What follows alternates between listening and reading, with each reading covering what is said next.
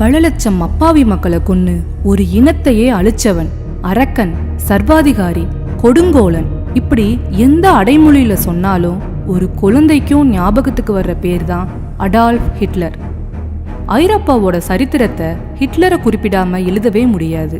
ஹிட்லரை பத்தின இந்த வீடியோ மூலமா நாங்க மறைமுகமா ஹிட்லரை புகழ்ந்து பேசுறோம்னோ பெருமைப்படுத்துறோம்னோ யாரும் தப்பா நினைக்காதீங்க. ஹிட்லருங்கிற சர்வாதிகாரி எப்படி உருவானாருங்கிறத அவரோட வாழ்க்கை முறை மூலமா தான் சொல்ல முடியும். சொல்றேன் கேளுங்க.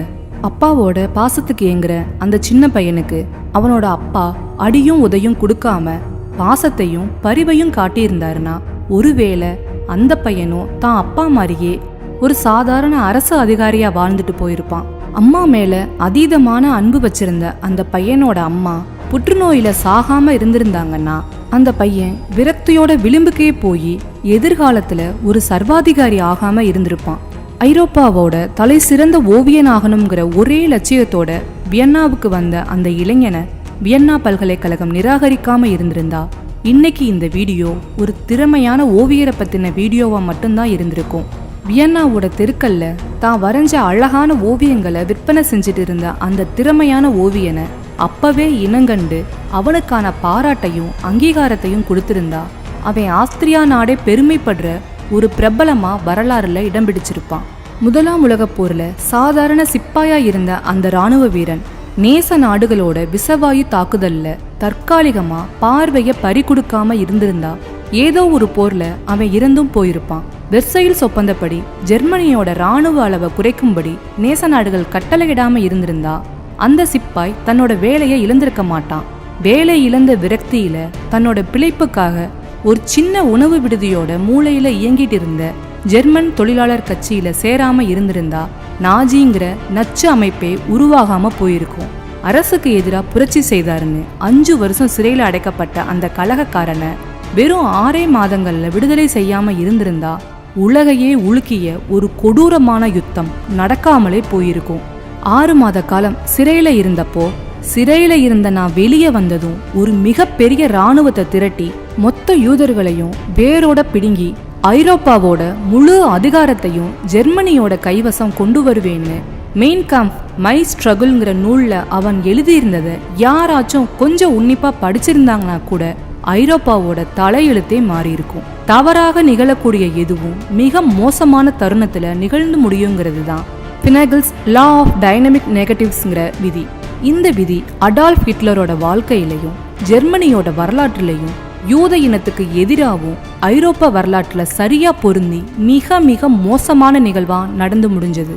நான் சொன்ன இது எல்லாமே ஹிட்லருங்கிற ஒரு தனி மனிதன் சர்வாதிகாரியா மாறினதுக்கு காரணமாயிருந்த சில பாசிபிலிட்டிஸ் தான். 2ஆம் உலகப் போரோட கதாநாயகன் வில்லன் ரெண்டுமே ஹிட்லர் மட்டும்தான். முதல் உலகப் போர்ல ஜெர்மனியோட இராணுவ படையில சாதாரண போர் வீரரா இருந்த ஹிட்லர் 2ஆம் உலகப் போர்ல ஜெர்மனியோட சர்வாதிகாரியா மாறியிருக்காரு. அவர் பேரை கேட்டா உலகமே நடுங்குச்சு. 2ஆம் உலகப் போர் மூழ்வதற்கும் அதுல 5 கோடிக்கும் அதிகமானவங்க சாகுறதுக்கும் காரணமாயிருந்த இந்த ஹிட்லரோட வாழ்க்கை பல திருப்பங்களையும் திடுக்கிடும் சம்பவங்களையும் கொண்டதாதான் இருந்திருக்கு. 1889ஆம் ஆண்டு ஏப்ரல் 20ஆம் தேதி ஆஸ்திரியாவில் இருக்கிற சின்ன கிராமத்துல பிறந்தவர் தான் அடால்ஃப் ஹிட்லர். இவரோட அப்பா அலாய்ஸ் ஹிட்லர் சுங்க இலாக்கா அதிகாரியா இருந்திருக்காரு. இவரோட 3வது மனைவியோட 4வது மகன் தான் ஹிட்லர். ஆரம்பத்துல இருந்தே அலாய்ஸ் தான் மகன் கிட்ட கண்டிப்பா மட்டும்தான் காட்டியிருந்திருக்காரு. பள்ளி படிப்புல முதல் மாணவனா திகழ்ந்த ஹிட்லரை தன்னை போலவே அரசு அதிகாரியா ஆக்கணும்னு நினைச்சிருக்காரு அலாய்ஸ். ஆனா ஹிட்லரோட ஆசை தான் ஒரு ஓவியன் ஆகணுங்கிறது தான். வளர வளர படிப்புல ஆர்வம் குறைஞ்சு படம் வரையறதுலேயே கவனம் செலுத்த ஆரம்பிக்கிறாரு. கூடிய சீக்கிரத்துல அழகா படம் வரையவும் ஆரம்பிச்சிடுறாரு. சின்ன வயசுலேயே நிறைய நாவல்கள் படிப்பாரா ஹிட்லர். அதுலயும் போர்களை பத்தின கதைகள்ல ஆர்வம் அதிகமா. குடிப்பழக்கம் இருக்கிற அப்பா ஹிட்லரோட அம்மாவை போதையில திட்டும் போது அவருக்கு தான் அப்பா மேல வெறுப்பு அதிகமாயிருக்குது. நிதானமா இருந்தாலும் குடும்பத்துல இருக்கிற எல்லாரையும் அடிமையாத்தான் நடத்துவாராம் அலாய்ஸ். ஹிட்லரையும் வீட்டுல இருக்க நாயையும் ஒரே மாதிரி தான் நடத்துவாராம். தன்னோட மகனை அடால்ஃப்னு பேர் சொல்லி கூப்பிட மாட்டாராம் அலாய்ஸ். ஒரு விசிலை எடுத்து ஊதுனதும் ஹிட்லர் ஓடி வந்து அட்டென்ஷன்ல நிக்கணுங்கிறது அந்த வீட்டுல எழுதப்படாத சட்டமா இருந்திருக்கு. 1933ஆம் ஆண்டு ஹிட்லரோட அப்பா இறந்துடுறாரு. கண்டிக்க ஆள் இல்லாம வளர்ற ஹிட்லர் நாளுக்கு நாள் முரட்டுத்தனமா நடந்துக்கிறாரு. ஸ்கூல்லையும் கூட படிக்கிற ஸ்டூடெண்ட்ஸ் கிட்டையும் சண்டை போடுறது, டீச்சர்ஸ் கிட்ட எதிர்த்து பேசுறதுன்னு இருந்திருக்காரு. தன்னோட 17வது வயசுல பள்ளி படிப்பை முடிச்சு அதுக்கான சான்றிதழை வாங்கிட்டு வர்ற வழியில ஃப்ரெண்ட்ஸ் கூட சேர்ந்து மது அருந்தி இருக்காரு. போதையில சான்றிதழையும் கிழிச்சு போட்டிருக்காரு. இதை தெரிஞ்சுக்கிட்ட அவரோட டீச்சர் அவரை கூப்பிட்டு கண்டிச்சப்போ, இனி என் வாழ்நாள்ல மதுவையும் சிகரெட்டையும் தொடமாட்டேன்னு சபதம் செஞ்சிருக்காரு ஹிட்லர். அது மாதிரியே வாழ்ந்தும் காட்டியிருக்காரு. அரசாங்கத்துல இருந்து வர்ற உதவி பணத்துல தான் குடும்பத்தை நடத்தியிருக்காங்க ஹிட்லரோட அம்மா. 18 வயசு ஆனதும் அம்மா கிட்ட பணம் வாங்கிட்டு ஓவியன் ஆகணும்னு சொல்லி வியன்னாவுக்கு கிளம்புறாரு ஹிட்லர். எதிர்காலத்துல ஜெர்மனியோட வரலாற்று புத்தகங்கள்ல புதிய சித்தாந்தத்தை உருவாக்கணும்னு தான் ஹிட்லர் தன்னோட அம்மாவை பிரிஞ்சு வந்ததா சில கருத்துக்கள் உளவிட்டு இருந்தாலும், உண்மையிலேயே அவர் வியன்னாவில் இருக்கிற ஆர்ட் கேலரியில சேர்றதுக்கு தான் தன்னோட அம்மாவை பிரிஞ்சு வந்திருக்காரு. ஆனா அதுக்கான நுழைவுத் தேர்வுல தோத்துட்டாரு. அடுத்த வருஷம் ஓவிய பள்ளியில சேர முயற்சி பண்ண ஹிட்லருக்கு நுழைவுத் தேர்வுல கலந்துக்க கூட அனுமதி கிடைக்கல. அதே வருஷத்துல அவரோட அம்மாவும் இறந்துடுறாங்க. அவமானங்களும் தோல்விகளும் தான் பெரிய பெரிய சாதனையாளர்களோட இளமை காலத்துல நிறைஞ்சு இருந்திருக்கு. அம்மாவோட சேவிங்ஸும் ஒரு வீடும் மட்டும்தான் ஹிட்லரோட சொத்தா இருந்திருக்கு. மாணவரா இருந்தா தான் உதவி பணம் கிடைக்குங்கிறதால தான் ஒரு ஸ்டூடெண்ட்னு டூப்ளிகேட் சர்டிபிகேட் ரெடி பண்ணியிருக்காரு. இங்க தான் ஹிட்லரோட மூளை முதல்ல சாமர்த்தியமா யோசிக்க ஆரம்பிக்குது. அதுக்கப்புறம் அட்டைகள்ல ஓவிய வரைஞ்சு அதை விற்பனை பண்ணி வாழ்க்கையை நடத்தியிருக்காரு ஹிட்லர். மாடல் பெண்களை வச்சு அவர் வரைஞ்ச ஓவியங்கள் நல்ல விலைக்கு வித்ததால சொந்தமா ஓவிய கூட அமைச்சிருக்காரு. அப்போதான் ஹிட்லர் சிந்தியாங்கிற பெண்ணை காதலிக்க ஆரம்பிச்சிருக்காரு. ஆனா அந்த காதல் தோல்வியில முடிஞ்சிடுச்சு. நாடோடியா தெருக்கல்ல அலைய ஆரம்பிக்கிற ஹிட்லருக்கு டீ கடைகள்ல இருக்கிற நாளிதழ்களை ஒரு வரி விடாம படிக்கிற பழக்கம் ஆரம்பிச்சிருக்கு. அவருக்கு அரசியல் ஈடுபாடு உருவானதும் இந்த நேரத்துல தான். கையிருப்பு சுத்தமா கரைஞ்சதும் பிழைக்கிறதுக்காக வழி தேடி ஜெர்மனிக்கு வராரு ஹிட்லர். ஏதாவது சாதிச்சு சின்ன அளவுலையாச்சும் ஹீரோ ஆகணுங்கிற எண்ணம் மட்டும் அவருக்குள்ள ஓடிட்டே இருந்திருக்கு. ஓவியராத்தான் ஆக முடியல, ராணுவத்திலையாச்சும் சேரலாம்னு நினைச்சுதான் ஜெர்மனி ராணுவத்துல சேர்ந்திருக்காரு ஹிட்லர். அப்போ அவருக்கு வயசு 25. இந்த நேரத்துல தான் முதல் உலகப்போர் தொடங்கி இருக்குது.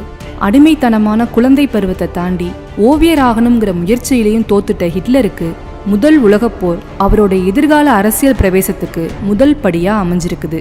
1914ஆம் ஆண்டு தொடங்கி 1918ஆம் ஆண்டு வரை நடந்த முதல் உலகப் போர்ல அவருக்கு ரன்னர் வேலை கொடுத்திருக்காங்க. முன்னணியில போர் செய்யற வீரர்களுக்கு தகவல்களையும் கட்டளைகளையும் எடுத்துட்டு ஓடி போய் தர்றதுதான் ரன்னரோட வேலை. எங்க பார்த்தாலும் துப்பாக்கி சத்தம், வெடிகுண்டு வெடிக்கிற சத்தம்னு கேட்கிற போர்க்களத்துல தன்னோட வீரத்தை வெளிக்காட்ட இதுதான் சந்தர்ப்பம்னு ஹிட்லர் வெறி பிடிச்ச மாதிரி ரன்னர் வேலை செஞ்சிருக்காரு. இதுல ஆச்சரியம் என்னன்னா, ஒரு குண்டு கூட அவர் மேல படலங்கிறது தான். அவரோட துணிவையும் கடமை உணர்வையும் பாராட்டி ராணுவம் அவருக்கு அயன் கிராஸ்ங்கிற பதக்கம் கொடுத்து கௌரவம் செஞ்சிருக்கு. ஆனா உலக போர்ல எதிரி நாடுகள் வீசின மஸ்டர்ட் விசவாயினால ஹிட்லரோட ஒரு கண் பார்வை தற்காலிகமா பாதிக்கப்பட்டிருக்குது. கூடவே நுரையீரலும் பாதிக்கப்பட்ட நிலைமையில மருத்துவமனையில அனுமதிக்கப்பட்டிருக்காரு ஹிட்லர். இந்த சமயத்துல தான் ஜெர்மனி முதல் உலக போர்ல சரணடைஞ்சிருக்குது. இந்த விஷயம் தெரிஞ்சு ட்ரீட்மெண்ட்ல இருந்த ஹிட்லர் ஜெர்மனி சரணடைஞ்சது மற்ற நாடுகள் ஜெர்மனிக்கு இழைச்ச துரோகம்னு கதறி அழுதுருக்காரு. கம்யூனிஸ்டுகளும் யூதர்களும் தான் ஜெர்மனியோட தோல்விக்கு காரணம், அவங்கள அழிக்காம விடமாட்டேன்னு மனசுல அவங்க மேல உள்ள வெறுப்பை முதல் தடவையா வெளிப்படுத்தியிருக்காரு ஹிட்லர். மருத்துவமனையிலிருந்து வர்ற ஹிட்லர் புதுசா ஆரம்பிச்சிருந்த தேசிய சோசியலிஸ்ட் ஜெர்மன் தொழிலாளர் கட்சியில உறுப்பினரா சேர்றாரு. அப்போ அந்த கட்சியில உறுப்பினரா இருந்தவங்களோட எண்ணிக்கை சில நூறுகள் மட்டும்தான். இந்த கட்சியோட ஜெர்மன் மொழி சுருக்கம்தான் நாஜி. இந்த 2 எழுத்துக்கள் தான் உலக வரலாற்றுல சக்தி வாய்ந்த எழுத்துக்களா மாறப்போகுதுன்னு அப்போ யாருக்கும் தெரிஞ்சிருந்திருக்காது. சாயந்தர நேரங்கள்ல யார் வீட்லயாச்சும் மீட் பண்ணி அரச திட்டி தீக்கிறது தான் அந்த கட்சியோட பொழுதுபோக்கா இருந்திருக்கு.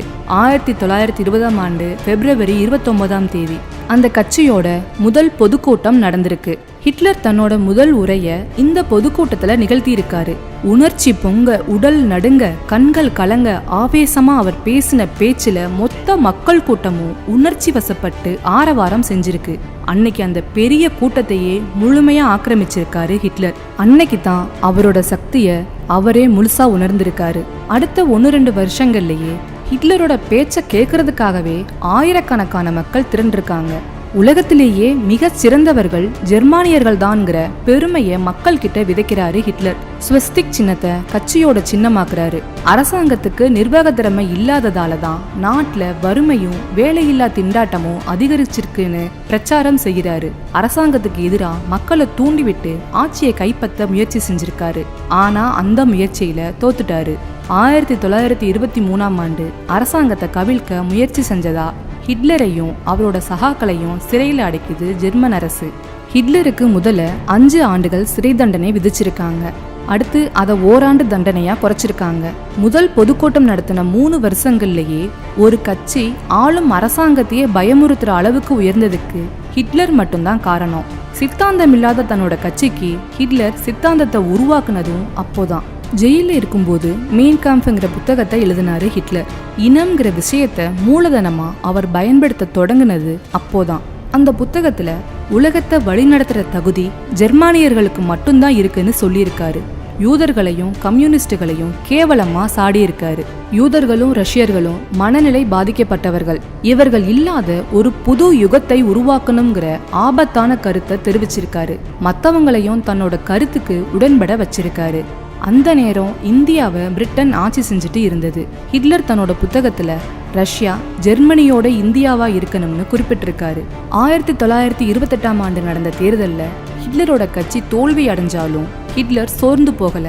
தன்னோட கட்சி பெயரை நாஜி கட்சின்னு மாத்தி நாடு முழுவதும் தீவிரவாதத்துல ஈடுபட வைக்கிறாரு. அரசாங்கத்துக்கு எதிராக மக்கள் புரட்சிக்கு வழிவகுக்கிறாரு. அவரோட இடைவிடாத உழைப்பும் பேச்சு திறமையும் ராஜதந்திரமும் வெற்றி அடையுது. ஆட்சி செய்யற அரசுக்கு எதிராக மக்கள் கிளர்ச்சி அடைஞ்சு போராட்டத்துல குதிக்கிறாங்க. ஹிட்லரோட பேச்சாற்றலால கட்சி வியக்கத்தக்க அளவுக்கு வேகமா வளருது. ஆனாலும் ஜனாதிபதி தேர்தல்ல ஹிண்டன்பர்க்ங்கிற மூத்த தலைவருக்கு எதிராக போட்டியிட்டு தோத்துடுறாரு. ஆனா ஹிண்டன்பர்க் கட்சி ஆட்சி அமைக்கிறதுக்கு நாஜி கட்சியோட ஆதரவு தேவைப்படுது. இதனால கூட்டணி அரசுல ஹிட்லருக்கு சான்சலர் பதவி கிடைக்குது. அதிபருக்கு அடுத்த அதிகாரம் கொண்ட பதவி இது. ஆனா ஹிட்லர் கிட்ட இருந்த பயம் காரணமா அதிகாரங்கள் குறைக்கப்பட்டுதான் சான்சலர் பதவி அவருக்கு தரப்பட்டிருக்கு. அந்த சமயம் ஜெர்மன் பாராளுமன்றம் போராட்டக்காரர்களால தீயிட்டு கொளுத்தப்படுது. ஜனாதிபதி ஹிண்டன்பர்க் மக்கள் போராட்டத்துக்கு அடிபணிஞ்சு 1933 ஜனவரி 30 ஹிட்லரை பிரதமரா நியமிக்கிறாரு. பாராளுமன்றம் தீக்கிரையானதுக்கு கம்யூனிஸ்டுகள் தான் காரணம்னு அவங்கள அடக்கிறதுக்கு தேவையான அதிகாரங்களை பெற்றுக்கிறாரு ஹிட்லர். இதுல இருந்தே ஹிட்லருக்கு ஏறுமுகம்தான். பிரதமரா பதவியேற்ற 1 வருஷத்துல ஜனாதிபதி ஹிண்டன்பர்க் மரணம் அடைகிறாரு. அவ்வளவுதான். ஜனாதிபதி பதவியையும் சேர்த்து எடுத்துட்டு எதிர்த்தவங்களை எல்லாம் ஒழிச்சிட்டு ஜெர்மனியோட சர்வாதிகாரி ஆனாரு ஹிட்லர். இராணுவ இலாக்காவையும் இராணுவ தளபதி பதவியையும் தானே எடுத்துட்டு அரசியல் கட்சிகளை எல்லாம் தடை செய்கிறாரு. பாராளுமன்றத்தையும் கலைச்சிடுறாரு. எதிரிகளை சிறையில அடைச்சு இனி ஜெர்மனியில ஜனநாயகம்ங்கிற பேச்சுக்கே இடமில்லைன்னு அறிவிக்கிறாரு. யூதர்களை அடியோட அழிக்கணும்னு முடிவு பண்ணி ஒரு பாவமும் செய்யாத யூதர்களை கைது செஞ்சு சிறையில பட்டினி போட்டு சித்திரவதை பண்ணி கொன்னுருக்காரு. நிறைய பேரை இருட்டறையில அடைச்சு விஷப்புகையால கொன்னுருக்காங்க.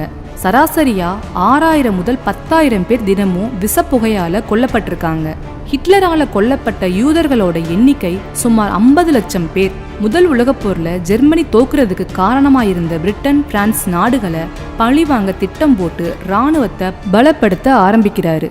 ஜெர்மனியோட தரைப்படை, கப்பல் படை, விமானப்படை இது 3 உலகத்திலேயே சிறந்த படைகளா உருவெடுக்குது.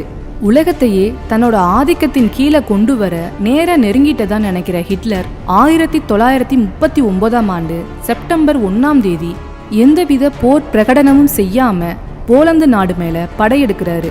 பிரிட்டனும் பிரான்சும் இதுக்கு எதிர்ப்பு தெரிவிச்சு போர் பிரகடனம் வெளியிட்ட போதும் நேரடியா போர்ல குதிக்கல.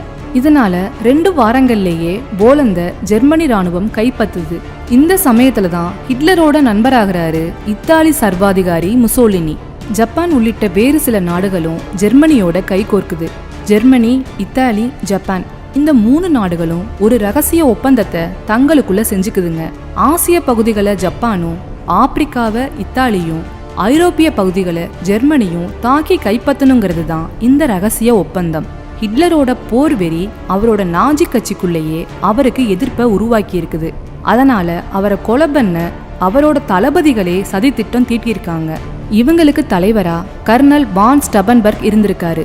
1944ஆம் ஆண்டு ஜூலை 20ஆம் தேதி தன்னோட தலைமை அலுவலகத்துல தளபதிகளோட ஆலோசனை நடத்திட்டு இருந்திருக்காரு ஹிட்லர். அவர் முன்னாடி இருந்த டேபிள்ல உலக வரைபடம் விரிக்கப்பட்டு எந்தெந்த இடத்தை எப்படி தாக்கணும்னு ஹிட்லர் எக்ஸ்பிளைன் பண்ணிட்டு இருந்திருக்காரு. அப்போ ஹிட்லரோட காலுக்கு பக்கத்துல ஒரு சூட்கேஸ் இருக்கிறத அவரோட மெய்காப்பாளர் ஒருத்தர் பாக்குறாரு. இது இங்க எப்படி வந்துச்சு, யார் வச்சிருப்பாங்கிற யோசனையில சந்தேகத்தோட அந்த பெட்டியை தள்ளி விட்டுருக்காரு. தரையில சரிஞ்ச அந்த பெட்டி பயங்கர சத்தத்தோட வெடிச்சிருச்சு. ஹிட்லர் இருந்த கட்டிடம் இடிஞ்சு விழுந்திருக்கு. எல்லா பக்கமும் ஒரே புகை மண்டலம். புகை அடங்கின பின்னாடி பார்த்தா இடிபாடுகளுக்கு இடையில 4 அதிகாரிகள் இறந்து கிடந்திருக்காங்க. ஹிட்லர் மயிரிலையில காயங்களோட உயிர் தப்பியிருக்காரு. குண்டு வெடிச்ச இடத்துக்கும் ஹிட்லருக்கும் இடையில ஒரு மேஜை இருந்ததால அவர் தப்பிச்சிட்டாரு. மெய்காப்பாளர் சந்தேகப்பட்டு பெட்டியை தள்ளிவிடாம இருந்திருந்தாருன்னா நிச்சயம் ஹிட்லர் பலியாயிருப்பாரு. இந்த சதியினால 5000 பேருக்கும் அதிகமானவங்களை கைது செஞ்சிருக்காங்க. அவங்க எல்லாரும் தூக்கிலிடவும் பட்டிருக்காங்க. இவ்ளோ பேருக்கு தூக்கு மேடை இல்லாததால விளக்கு கம்பங்கள்லையும் மரங்கள்லையும் நிறைய பேர் தூக்கு கயிற்றுல தொங்க விடப்பட்டிருக்காங்க. கர்னல் ஸ்டபன்பர்க்குக்கும் மரண தண்டனை விதிக்கப்பட்டிருக்கு. இன்னொரு தளபதியான ரோமெல்ங்கிறவரும் இந்த சதியில சம்பந்தப்பட்டிருந்தாரு. குண்டு வெடிப்புல அவர் படுகாயம் அடைஞ்சு ஹாஸ்பிட்டல்ல ட்ரீட்மெண்ட்ல எடுத்திருக்காரு. உடம்பு சரியானதும் அவருக்கும் மரண தண்டனை விதிச்சிருக்காங்க. ரோமெல் கடைசி காலத்துல இப்படி ஹிட்லருக்கு எதிராக திரும்பி இருந்தாலும் ஆரம்பத்துல ஹிட்லருக்கு பக்கபலமா இருந்தவர். அதனால ஹிட்லர் அவர் மேல இறக்கப்பட்டு அவரை தூக்குல போட வேணாம்னு சொல்லியிருக்காரு. ரோமெல் அதிர்ஷ்டசாலிப்பா, அவரை ஹிட்லர் விடுதலை செய்ய போறாருன்னு எல்லாரும் நினைச்சிட்டு இருக்கும்போது அவரோட பழைய செயல்களை நினைச்சு பார்த்து நான் அவருக்கு கருணை காட்டுறேன், அவரை சுட்டு கொல்லவும் வேணாம், தூக்குல போடவும் வேணாம், அவர் வழியில கஷ்டப்பட்டு சாக வேண்டாம், விஷம் குடிச்சு அவரா தற்கொலை பண்ணிக்க அனுமதி அளிக்கிறேன்னு சொல்லியிருக்காரு ஹிட்லர். அதன்படி அவர் விஷம் குடிச்சு தற்கொலை செய்யவும் அவரோட உடலை இராணுவ மரியாதையோட அடக்கம் பண்ண உத்தரவிட்டிருக்காரு ஹிட்லர். வெள்ளை துணியில உள்ள கருப்பு கரைகள் தான் நம்மளோட கண்களுக்கு முதல்ல தெரியும். அது மாதிரிதான் ஹிட்லரோட தவறுகளால அவரை பத்தின நினைவுகள் உலக சமுதாயத்தால ஒதுக்கப்பட்டப்போ அவரோட சாதனைகளும் மறக்கடிக்கப்பட்டிருக்கு. 1035 பக்கங்கள் இருக்கிற அடால்ஃப் ஹிட்லருங்கிற புத்தகத்தை எழுதின பேராசிரியர் ஜான் டோலண்ட் ஹிட்லர் ஆட்சிக்கு வந்த 4வது வருஷத்துல ஏதாவது காரணத்தினால ஹிட்லர் இறந்திருந்தாருன்னா இந்த உலகமே அவரை ஜெர்மனி வரலாற்றுல தோன்றின மிகச்சிறந்த மாமனிதர்னு பாராட்டியிருக்கும்னு சொல்லியிருக்காரு. இந்த பாராட்டுக்குரிய சாதனைகளா ஹிட்லர் செஞ்சது என்னென்ன தெரியுமா? முதல் உலகப் போரால அடக்கி ஒடுக்கப்பட்ட ஜெர்மனியோட பொருளாதாரத்தை ஆட்சிக்கு வந்த 3 வருஷங்கள்ல தூக்கி நிறுத்தியிருக்காரு ஹிட்லர். ஹிட்லர் பதவியேற்ற 1933ல ஜெர்மனியில வேலை இல்லாதவங்களோட எண்ணிக்கை 60 லட்சம். ஆனா 1936ல, அதாவது 3 வருஷத்துல ஜெர்மனியில வேலை இல்லாதவங்கன்னு ஒருத்தர் கூட இல்லைங்கிற நிலைமைய உருவாக்கி இருக்காரு. இத்தனைக்கும் பொருளாதாரத்துறையில அனுபவம் இல்லாதவர் தான் ஹிட்லர். இந்த சாதனைக்கு காரணம் ஹிட்லரால கண்டுபிடிக்கப்பட்ட ஜால்மர்ங்கிற பொருளாதார வல்லுநர் தான்.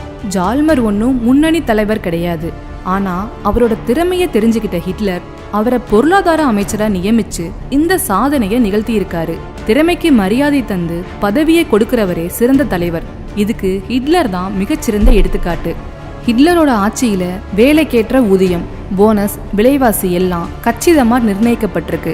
அதிக வேகத்துல கார்கள் போறதுக்காக மிக நீளமான ஹைவேஸ் உலகத்திலேயே முதல்ல அமைக்கப்பட்டது ஜெர்மனியில ஹிட்லரோட ஆட்சி காலத்துல தான். சாமானியப்பட்டவங்களும் கார்ல போகணும். அவங்களோட பட்ஜெட்டுக்கு ஏத்த மாதிரி கார்களை தயாரிக்கணும்.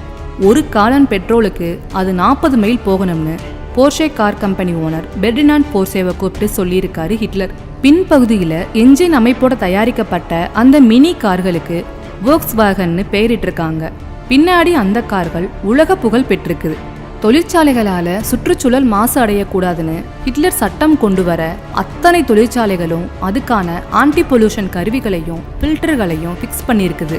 இதனால ஜெர்மனியில ஒரு ஆறு கூட கழிவுநீர் கலக்காம சுத்தமா இருந்திருக்கு. நிறைய வழி நிவாரணிகளும் போதைப் பொருள் பழக்கத்துல இருந்து வெளியே வர்றதுக்கு தேவையான மருந்துகளும் ஹிட்லரோட கடும் முயற்சியால கண்டுபிடிக்கப்பட்டிருக்கு. ஹைப்போதெர்மியாங்கிற உடல் சூட்டை குறைக்கிற ஒரு நோய்க்கு தீர்வு கண்டுபிடிச்சது ஹிட்லரோட ஜெர்மானிய மருத்துவர்கள் தான்.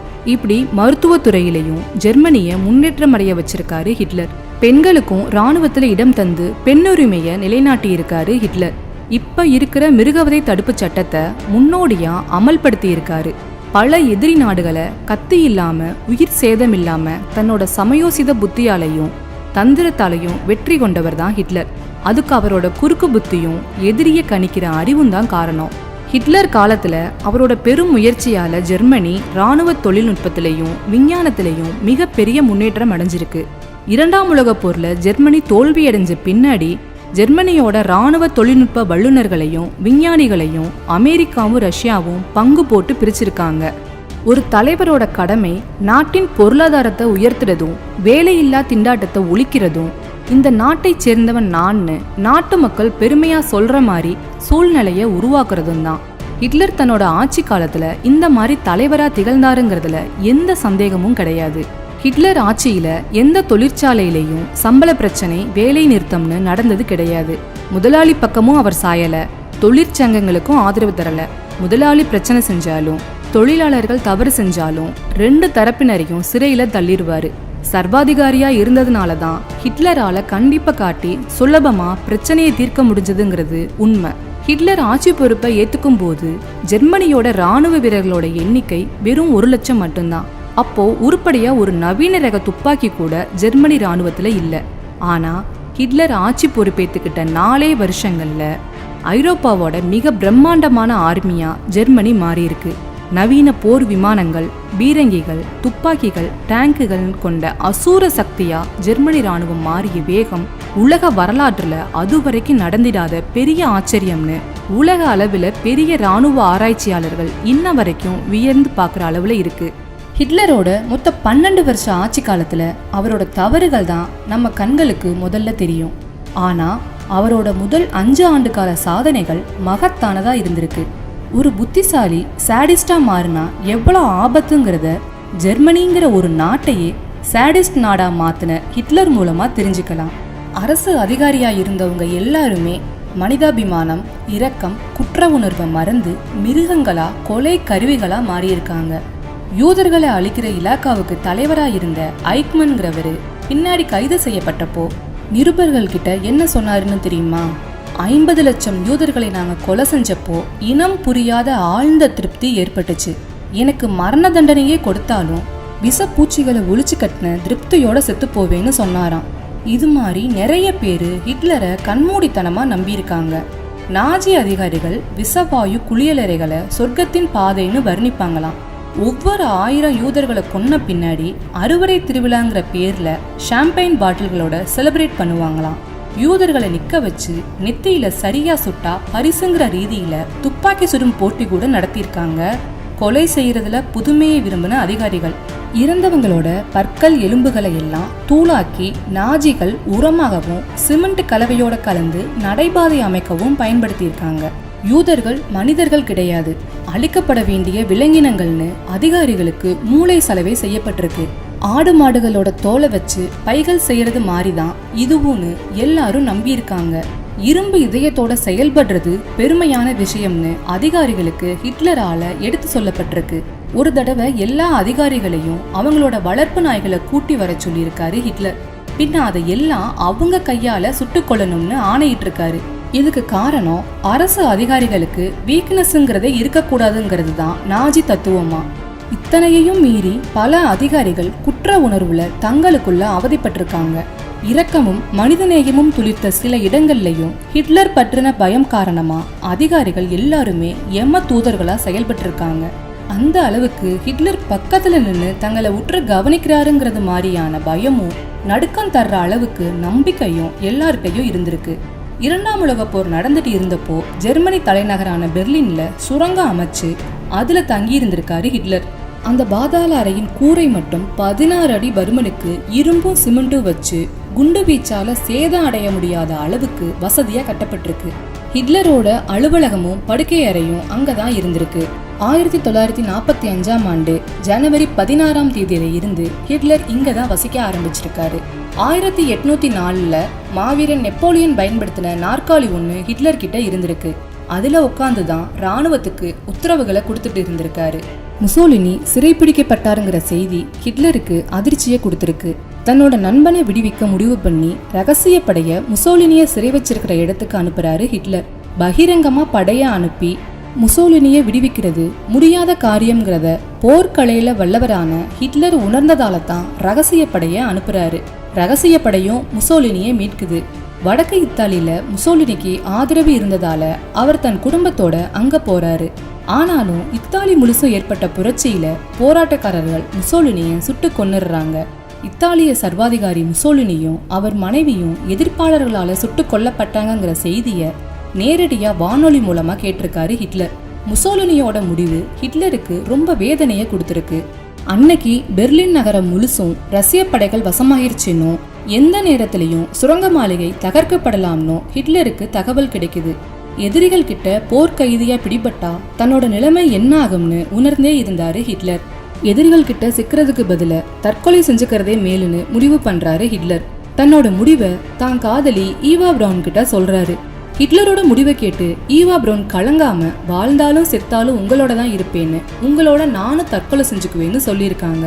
ஏப்ரல் 27 ஹிட்லர் ஈவா பிரவுனை திருமணம் செஞ்சுக்கிறாரு. திருமணத்துக்கு ஹிட்லரோட உயிர் நண்பனான கோயபல்ஸும் ராணுவ தளபதிகளும் வந்திருக்காங்க. சட்டப்படி திருமணத்தை பதிவு செஞ்சிருக்காங்க. பின்ன திருமண விருந்து நடந்திருக்குது. ஹிட்லரோட நண்பர்கள் மது அருந்திருக்காங்க. ஆனா ஹிட்லர் தேநீர் மட்டும் அருந்திருக்காரு. தங்களோட வாழ்க்கை இன்னும் சில நாட்கள்ல முடிய போகுதுன்னு அறிஞ்சிருந்த அவங்க எல்லாரும் கவலையை மறக்க விடிய விடிய கொண்டாடி தீர்த்திருக்காங்க. காலையில தான் ஹிட்லரும் ஈவாவும் தங்களோட அறைக்கு போயிருக்காங்க. அங்க ஹிட்லர் தன்னோட உயில ஈவா மூலமா எழுதியிருக்காரு. அதுல அவர் என்ன சொல்லியிருக்காருன்னா, என்னோட வாழ்க்கையில ஒவ்வொரு கட்டத்திலையும் என்னோட இருந்து என் இன்ப துன்பங்களை பங்கு கொண்ட ஈவா பிரவுனை என் வாழ்க்கையில கடைசி கட்டத்திலேயாவது திருமணம் செஞ்சு கௌரவப்படுத்தணும்னு முடிவு பண்ணி திருமணம் செஞ்சுக்கிட்டேன். நாங்க இறந்த பின்னாடி எந்த நாட்டு மண்ணுக்காக கடந்த 12 வருஷமா பாடுபட்டு வந்தேனோ அந்த ஜெர்மனி மண்ணிலேயே என்னையும் ஈவாவையும் எரிச்சிடணும். இதுதான் என்னோட கடைசி ஆசை. என் சொத்துக்கள் எல்லாம் எனக்கு பின்னாடி என் கட்சிக்கு தான் சேரணும். ஒருவேளை கட்சி அழிஞ்சிட்டா நாட்டுக்கு சேரணும் அப்படின்னு ஹிட்லர் தன்னோட உயில்ல குறிப்பிட்டிருக்காரு. அன்னைக்கு சாயந்தரம் தன்னோட தளபதிகள், அமைச்சர்கள், அந்தரங்க உதவியாளர்கள் கூட்டத்தை ஹிட்லர் கூட்டியிருக்காரு. அந்த கூட்டத்துல ஜெர்மனி நாட்டு மக்கள் எப்பவுமே போராடிட்டு இருக்கணுங்கிற எண்ணம் எனக்கு கொஞ்சமும் கிடையாது. சமாதானத்தையே நான் விரும்புறேன். போருக்கு காரணம் நான் கிடையாது, யூதர்கள் தான். ஜெர்மனி நாட்டு மக்களின் வீரத்திற்கும் தேசபக்திக்கும் இந்த போர் மிகச்சிறந்த எடுத்துக்காட்டா இருக்கும். இன்னைக்கு இல்லைனாலும் நாளைக்கு ஜெர்மனி வெற்றி அடையும். இந்த போர்ல நான் இறக்க நேர்ந்தா மகிழ்ச்சியோட மரணத்தை தழுவுவேன். ஒருபோதும் எதிரிகள் கிட்ட சிக்கி அவமானம் அடைய மாட்டேன், இது உறுதின்னு சொல்லியிருக்காரு. அதுக்கு பின்னாடி நாட்டோட தலைவர்ங்கிற முறையில மக்களுக்கு இறுதி சாசனம் ஒன்ன எழுதுறாரு. அது என்னன்னா, முதல் உலக போர்ல ஒரு சாதாரண போர் வீரனா கலந்துகிட்டவன் நான். ஜெர்மனி மண் மீதும் மக்கள் மீதும் நான் வச்சிருந்த பற்றும் பாசமும் தான் என்ன வழி நடத்துச்சு. கடந்த 30 வருஷமா என் சக்தி முழுசையும் என் தாய் நாட்டோட மேன்மைக்காக பயன்படுத்தியிருக்கேன். இந்த போருக்கு நானே மூல காரணம்னு யாரும் நினைக்க வேண்டாம். ஏன்னா போர் வெறி கூடாது, ஆயுத குறைப்பு செய்யணும்னு நானே வலியுறுத்தி இருக்கேன். முதல் உலகப் போருக்கு பின்னாடி 2வது உலகப்போர் மூலம்னு நான் கொஞ்சம் கூட நினைக்கல. ஆனா எப்படியோ போர் வந்துருச்சு. இந்த போரால நம் நாடு சந்திச்ச பயங்கர விளைவுகள், நாசமாக்கப்பட்ட பிரம்மாண்ட மாளிகைகள், தரைமட்டமாக்கப்பட்ட கலையம்சமிக்க நினைவு சின்னங்கள் எல்லாம் நம்ம மேல உலக நாடுகள் நடத்தின கோர தாக்குதலை நம்மோட சந்ததிக்கு உணர்த்திட்டே இருக்கும்னு இறுதி சாசனை எழுதி கையெழுத்திட்டு இருக்காரு ஹிட்லர். அதுக்கப்புறம் தன்னோட அந்தரங்க உதவியாளரை கூப்பிட்டு, நானும் ஈவாவும் ஒன்னா இறக்க போறோம். நாங்க இறந்த பின்ன எங்களோட உடல்களை ஒரு போர்வையில சுருட்டி பெட்ரோல் ஊத்தி எரிச்சு சாம்பலாக்கிடுங்கன்னு சொல்லிட்டு மனைவியை கூட்டிட்டு தன்னோட அறைக்குள்ள போறாரு. அறை கதவு சாத்தப்பட்டு ரொம்ப நேரமாகியும் கதவு திறக்கல. வெளியே ரொம்ப நேரமா காத்துட்டு இருந்த மந்திரிகளும் தளபதிகளும் கதவை திறந்துட்டு உள்ள போறாங்க. அங்க ஒரு சோஃபால உட்கார்ந்த நிலையிலேயே இருந்தது ஹிட்லரோட உயிரில்லாத உடல். அவர் காலடியில ஒரு துப்பாக்கி கிடந்திருக்கு. அதோட நுனியில இருந்து புகை வந்துட்டு இருந்ததால கொஞ்சம் முன்னதான் ஹிட்லர் தன்னைத்தானே சுட்டு கொன்னிருக்கணும்னு தளபதிகள் நினைக்கிறாங்க. ஹிட்லரோட வலது கை ஒரு போட்டோவை மார்போட அணைச்சபடி இருந்திருக்கு. அது ஹிட்லரோட அம்மாவோடது. ஹிட்லரோட உடல் இருந்த சோஃபாவில் சாஞ்சபடி பிணமாகி இருந்திருக்காங்க ஈவா. அவங்க உடல் நீளம் பாஞ்சிருந்ததை வச்சு சயனைடு விஷம் சாப்பிட்டிருக்காங்கன்னு தளபதிகள் யூகிச்சிருக்காங்க. ஹிட்லர் உடலையும் ஈவா உடலையும் ஒரு போர்வையில சுத்தி தலைமைச் செயலக தோட்டத்துக்கு எடுத்துட்டு போறாங்க உதவியாளர்கள். அங்க பெட்ரோலையும் எரிவாயுவையும் வச்சு 2 உடல்களையும் எரிச்சு சாம்பலாக்குறாங்க. சில மணி நேரம் கழிச்சு அங்க வர ரஷ்ய படையினர் ஹிட்லரை காணாம திகைச்சு போறாங்க. அவர் தற்கொலை செஞ்சுக்கிட்டதும் உடல் எரிக்கப்பட்டதும் பின்னதான் எல்லாருக்கும் தெரிஞ்சிருக்குது. ஒரு மனிதனுக்கு இனவெறியும் குரூர எண்ணமும் இரத்த வேட்கையும் வந்துச்சுன்னா என்னென்ன விளைவுகள் ஏற்படுங்கிறதுக்கு வரலாறு முழுக்க உதாரணங்கள் இருந்தாலும் நமக்கு முதல்ல ஞாபகத்துக்கு வர்றது ஹிட்லர் தான். அவர் இறந்து 80 வருஷங்கள் ஆனாலும் இன்னமும் அவர் பெயரை கேட்கும்போது நமக்குள்ள ஒரு சிறு நடுக்கம் ஓடுறத தடுக்க முடியாது. உங்களுக்கு இந்த வீடியோ பிடிச்சிருந்தா லைக் பண்ணி உங்களோட எண்ணங்களை கமெண்ட்ல சொல்லுங்க. மறக்காம நம்ம சேனலை சப்ஸ்கிரைப் பண்ணி சப்போர்ட் பண்ணுங்க. தேங்க்யூ.